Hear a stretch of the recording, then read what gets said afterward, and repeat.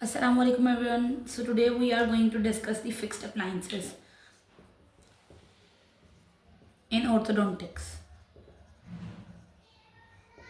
So as the name suggests कि fixed appliance का मतलब है कि जो patient जो है वो remove नहीं कर सकता, it will be permanently fitted in the patient's mouth. तो जब एक चीज़ permanently fixed होगी तो उसकी oral hygiene जो है वो इतनी अच्छी नहीं होगी क्योंकि उसको remove करके clean नहीं किया जा सकता.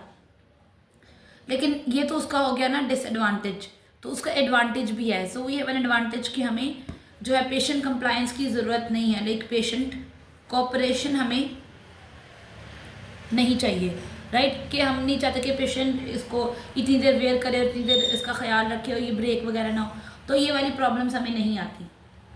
उसके अलावा जो जितनी भी मूवमेंट्स हैं जो कि कॉम्प्लेक्स मूवमेंट्स हैं, ठीक है, वो भी फिक्स्ड अप्लाइंसेस प्रोवाइड करती हैं जो कि रिमूवेबल अप्लाइंसेस प्रोवाइड नहीं करती.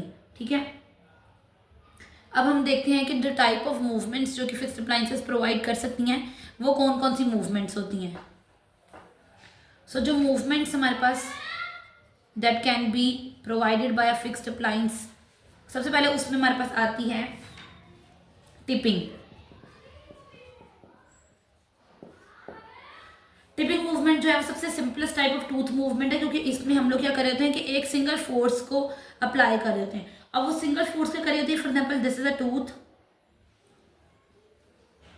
ये उसका क्राउन है और इसकी रूट है.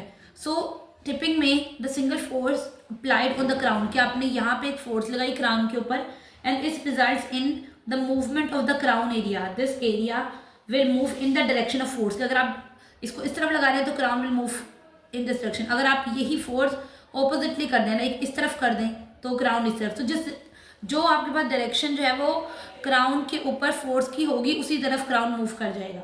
लेकिन जो हमारे पास रूट होगी उसमें ऑपोजिट डायरेक्शन होगा. लाइक अगर आपने बात की कि फोर्स इस तरफ है तो क्राउन भी इस तरफ है, राइट. लेकिन जो रूट है, रूट ऑपोजिट मूवमेंट शो करेगी कि वो क्राउन से ऑपोजिटली मूव करेगी. तो फॉर एग्जाम्पल अगर मैं कहूँ कि ये इस तरह चला जाए, ठीक है, और ये इस तरह हो जाए, ठीक है, सो क्राउन उधर चला गया और रूट इधर चली गई. This is what we called as the tipping movement. The movement of the crown in one direction और in the direction of force and the movement of root in the opposite direction is called as the tipping movement. and जो fixed appliances होती हैं वो इस tipping movement को करवा सकती हैं और बहुत सारी maloclusions इस tipping movement की वजह से ही treat हो जाती हैं. So the next movement we have is the bodily movement.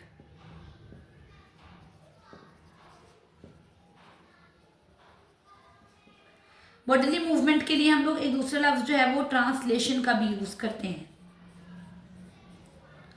ठीक है.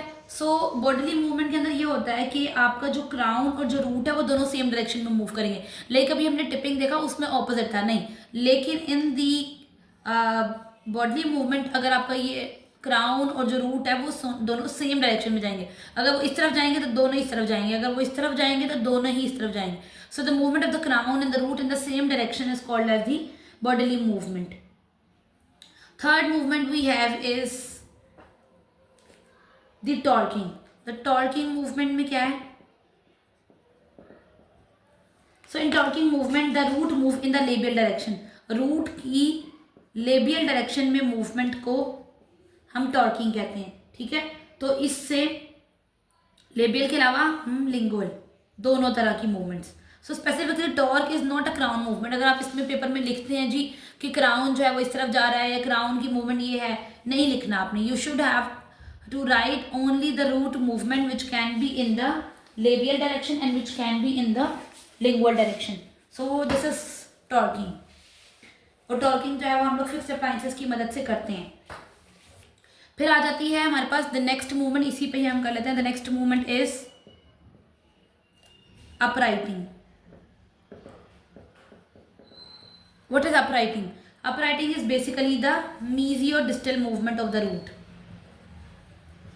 मीजियो डिस्टल, कि अगर वो मीजियल साइड पे जाना चाह रही है या डिस्टल साइड पे हम उसको मूव करवाना चाह रहे हैं तो दिस इज कॉल्ड एज अपराइटिंग, ठीक है. तो ये अपराइटिंग कब जरूरत होती है, जब हमने बहुत ज़्यादा फाइनल डिटेलिंग करनी है और बहुत अच्छी लाइक प्रॉपर फिनिशिंग के साथ मूवमेंट करनी है, तो उसके लिए हम अपराइटिंग यूज़ करते हैं. Then comes the next movement which is the rotation.